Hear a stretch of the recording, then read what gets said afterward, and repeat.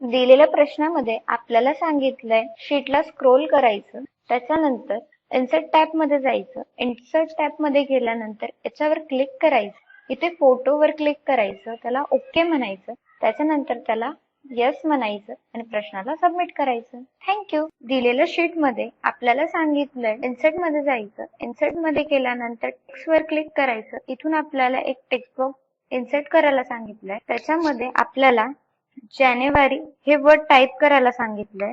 त्याच्यानंतर प्रश्न सबमिट करायचं. थँक्यू. दिलेल्या शीट मध्ये आपल्याला सांगितलं इन्सर्ट मध्ये जायचं.